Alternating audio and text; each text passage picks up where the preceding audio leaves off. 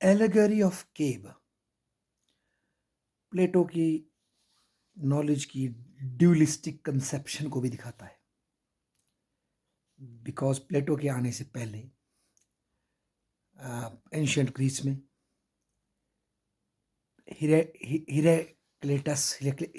हिरेक्लेटस और परमेनिडीज के बीच में एक डिबेट चली थी। हिरेक्लेटस कहता है कि दुनिया जो एक मेन चीज़ है वो है फ्लक्स। दुनिया चेंज हो रही है, परिवर्तित हो रही है। इस दुनिया में कोई भी चीज़ सेम नहीं है दोबारा।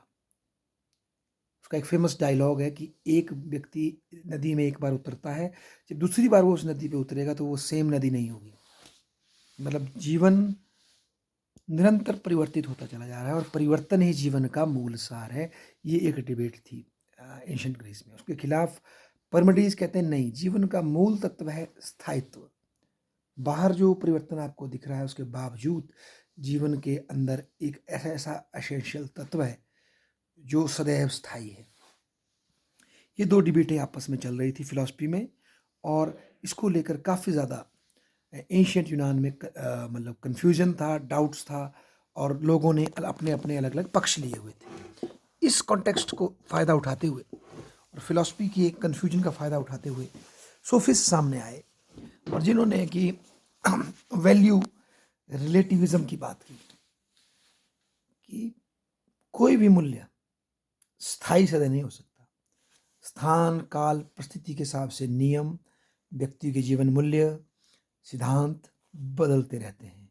और इसमें बेस्ट ये है कि हम अपना फोकस मानव जीवन की तरफ करें, मानव जीवन को सुधारने में करें, उसके प्रति अपने ज्ञान की फोकस को शिफ्ट करें, बजाय इन प्रकृति के नियमों को समझने में हम उलझें।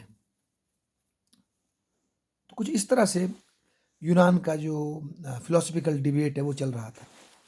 पर प्लेटो बेसिकली परमेनिडीज और हिरेक्लिटस की जो डिबेट है, परमानेंस एंड चेंज, उस दोनों के नॉलेज को कंबाइन कर देता है अपनी एलिगरी ऑफ केव के एग्जांपल से, या अपनी जो उसने फॉर्म्स, थ्योरी ऑफ फॉर्म्स जो दी उसके माध्यम से। प्लेटो कहता है कि जो केव में जो लोग बंद हैं पिंजरे में, और उनको जो उनके बैक साइड से जो सामने की दीवार पे परछाइयाँ दिखाई दे रही हैं, क्योंकि वो पीछे मुड़ नहीं सकते तो आगे देख रहे हैं, तो परछाइयाँ दिखाई दे रही हैं और वो चल रही हैं। वो उनको अपनी इंद्रियों से दिखाई दे रही है, आंखों से दिखाई दे रही है, कान से सुनाई दे रही है। तो उन्हें ये लगता है कि ये बिल्कुल सच है। यही हालत है हमारे जो परिवर्तन वाला जो नॉलेज है दुनिया का, जो एम्पिरिकल नॉलेज है, यही हालत है उसकी। पर अगर कोई बहादुर व्यक्ति प्रयास करे और केव से बाहर जाए और सूर्य की रोशनी में, परम ज्ञान की रोशनी में पहुंच सके, तो वो अगर वापस आकर देखेगा तो उसे रियल कॉन्टेक्स्ट समझ आएगा जो कि अपरिवर्तनीय है। तो बेसिकली प्लेटो ये कहता है कि जो इस दुनिया में जो बाहर से हमारी सेंसेस जो चीज़ फील करती है वो चेंजेबल है, पर उन सब के बावजूद एक ऐसा स्थायित्व जीवन में है जो कि कभी परिवर्तित नहीं होता बल्कि स्थायी रहता है। और उसका ज्ञान हमें उसका अनुभव हमें इंद्रियों से नहीं हो सकता। हमें उसके लिए हमें नॉलेज प्राप्त करना पड़ेगा, और वो केवल इंद्रिय माध्यम से प्राप्त नहीं हो सकता। उसके लिए आपको बाहर आना पड़ेगा, इंद्रियों से बाहर आकर के उस परम ज्ञान के माध्यम को पकड़ना पड़ेगा, और वो माध्यम है फॉर्म, जो कि किसी भी चीज़ का एक विशेष गुण है जिससे कि वो चीज़ बनती है। जैसे लड्डू, जिसमें लड्डूता जो है वो है फॉर्म। लड्डू आपने खाया, जो देखा, वो एक पर्टिकुलर चीज़ है। कुत्ता या मुर्गा जो आपने देखा वो एक स्पेसिमन है, पर उसका रियलिटी जो है वो मुर्गेपन में है, जो उसकी फॉर्म है।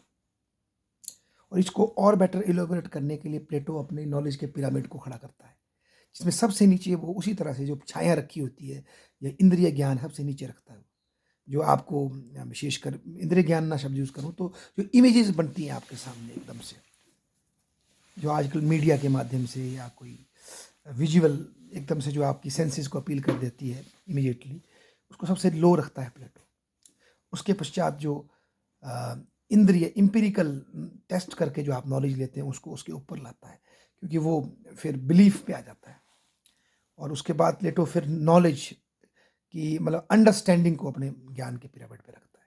और लास्ट में उनका आता है ट्रू नॉलेज, जो कि फॉर्म्स को अंडरस्टैंड करने से आता है। तो ये सारा उसके नॉलेज की व्याख्या और एलिगरी ऑफ केव, ये बेसिकली ये हिराक्लिटस और पार्मेनिdes के बीच का जो कन्फ्लिक्ट है, परमानेंस और चेंज की जो डिबेट थी एंशिएंट ग्रीस में, उसको कंबाइंड करके एक नई नॉलेज को देने का प्रयास करता है प्लेटो, ताकि फिर वो सोफिस्ट का जो एक डोमिनेंस था कि मॉरल रिलेटिविज्म है, वैल्यू रिलेटिविज्म है, उसको चैलेंज करके एक यूनिवर्सल, एक यूनिफॉर्म, एक रैशनल वैल्यू सिस्टम को खड़ा करने का प्रयास प्लेटो करता है।